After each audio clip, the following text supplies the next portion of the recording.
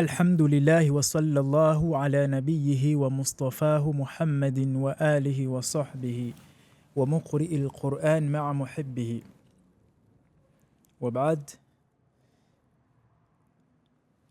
tukaba dukomeje rero igitabo cyacu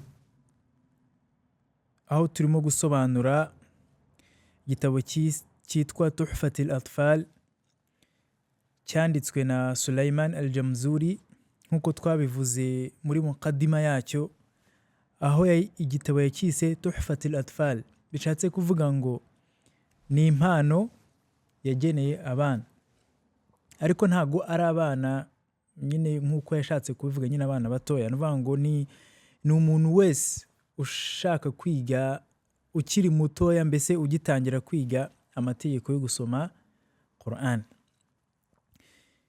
Kuri babu rero tugezeho ifite bayiti imwe, aho yagize ati ni babu yitwa ahkamul mim wa nuni al-mushaddadatain, ni itegeko rigenga nun ndetse na mim bifite shadda, aho yagize ati wa ghunna miman thumma nunan shuddida wasammi kullan harfa ghunnatin bada.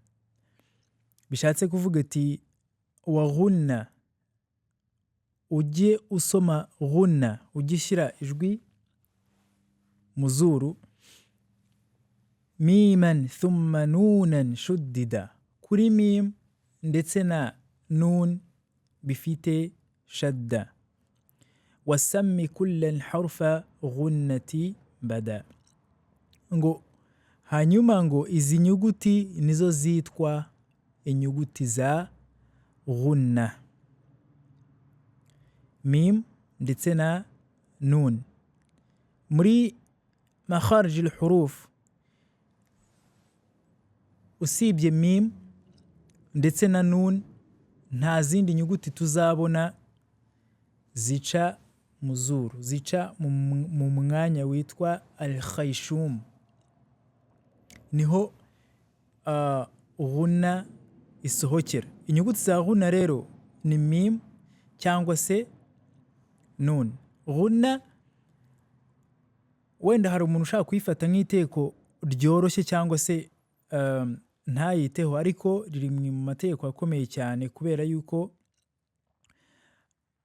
abantu benshi bakunda kuyisoma nabi, cyangwa se abantu benshi n'uburyo bayisoma nyine ugasanga harimo nabyita ngo ni lahn al-khafi, cyangwa se amakosa yoroheje. Mu gihe ushaka kuba wasoma ghunna ukayicamo kabiri, ubundi ikigero cya ghunna ni nk'uko wakurura madda ya kabiri. Igihe rero nun cyangwa se mim zifite shadda, birasaba tujye twita kuri iteko rya ghunna.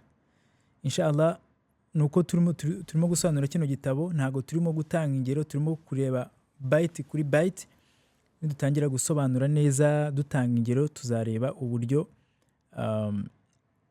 izi nyuguti zisomwa mu buryo bwiza bwa ghunna mu gihe zifite shadda. Isomo rero numva twaba turigarukiye aha ngaha, hanyuma tuzakomeza ubutaha mu yindi bayiti, hanyuma tukazakomeza n'ubutaha turimo gusobanura nyine iyi ghunna kuri mim ndetse na nun. Subhanallahi bihamdihi, subhanakallahumma bihamdika, wa nashhadu an la ilaha illa anta, wa nastaghfiruka wa natubu ilaik. Assalamu alaikum wa rahmatullahi wa barakatuh.